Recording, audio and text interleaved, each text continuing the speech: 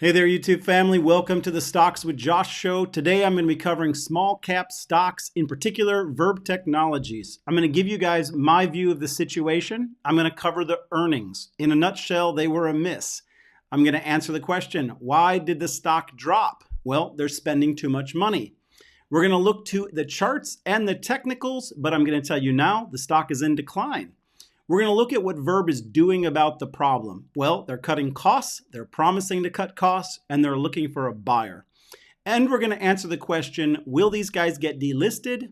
I think they're more likely to do a reverse split. Even if you're not in Verb, in my opinion, this is a great example of investing in any small cap stock, whether you're in Volta, Skills, Mullen, Nile, MMAT, the gold mining company, GLDG, or Papaya Tech, PGY. When they get to this level, it's going to be rinse and repeat. So I want you guys to pay close attention. When these stocks drop below $1, there's a reason, and they're super risky at that point. We'll take a deeper look at Verb here in just a moment. Before I begin, hit the like, say hi in the comments section, and I want to go over a few other stocks. First of all, BABA. BABA hit my target 3 prediction of $79 up from our entry of $59. And I just want you guys to know it has to stay above $78 to remain bullish. So a stop loss recommendation is $78 on BABA.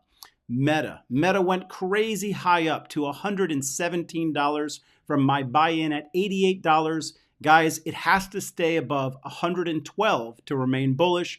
$112 for an absolute low stop loss. And Norwegian, it's up almost to $19 from our entry of $13. It has to stay above $15.33. Otherwise, it's going much lower. The markets are getting very frothy, and so you need to tighten up your stop losses or just take profit.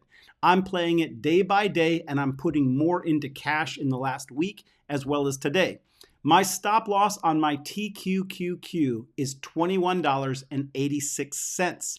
I let folks know this morning in the chat group over on Mumu that I'm in an SQQQ play. I'm going to remain doing short plays until we hit my resistance target on the SPX. I'm looking basically to ride this market down. I believe that everything we've seen was a bear market rally. We're going to hit a technical high and then we're going to go lower. Some of you guys have only followed me on my Verb play, and I get it. It's a cheap play. It doesn't take much money to get in. It promises high returns, but of course, it's also super risky. To cover why we trade a risky stock like Verb, I want you guys to check out this video. Back in 2013, when I was trading heavy, right, I took my student refund checks, right, and my girl's student refund checks at the time, and took $2,000 from mine, $2,000 from her, put $4,000 in a company called Plug Power. Right. Well, at the time, they were about to go out of business because it was a very expensive model. This is new. It was very hard to make money.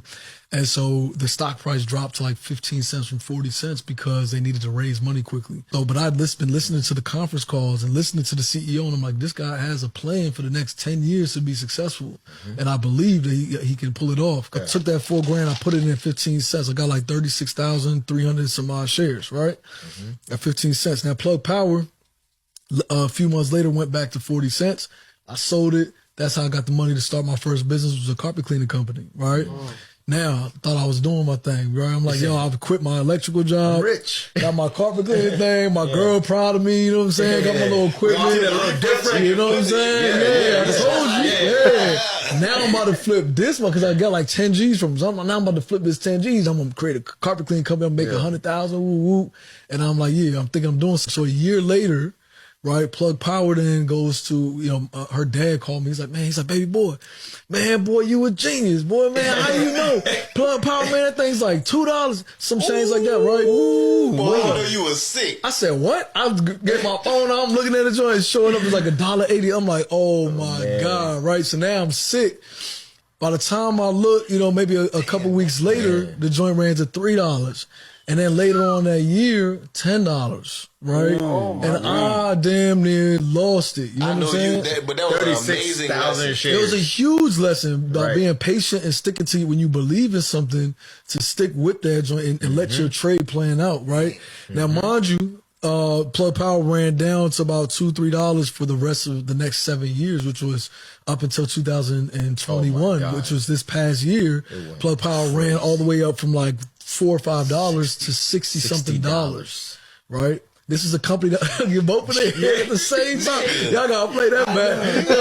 If you bought this at 15 cents, that's like 36,000 wealth. That's like that's pre-seed type wealth. Right? Whenever you buying stuff before it hits the public market. Let me do the math real quick. He says 15 cents, right? Yep. 36,360 something shares. I don't remember. Still remember the number. I remember the number though. 36,300 some shares. And I was devastated, and it's still there. You know what I mean? I was like, damn, that would have been $2.1 million from $4,000. The point of that video is not to pump you up on investing in small cap stocks, but it is to paint the picture of why anybody would take a risk on a small cap stock like Verb or any of the other plays I mentioned earlier.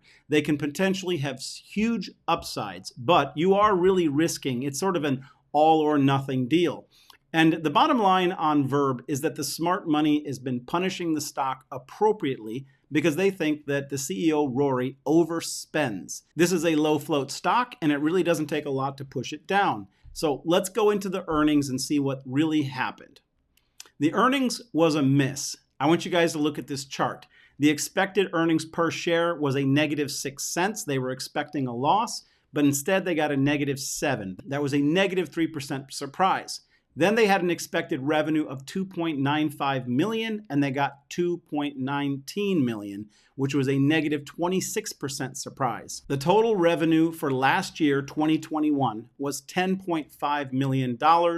And so far, for the first 3 quarters of this year, Verb has made 7.3 million, which means that they would need to make 3.2 million in the fourth quarter of 2022, and just to match last year's total revenue. But the problem is these guys only made 2.19 million in quarter 3, and so the likelihood of them making 3 million in the last quarter seems very low. Verb is simply losing money too fast without growing revenues.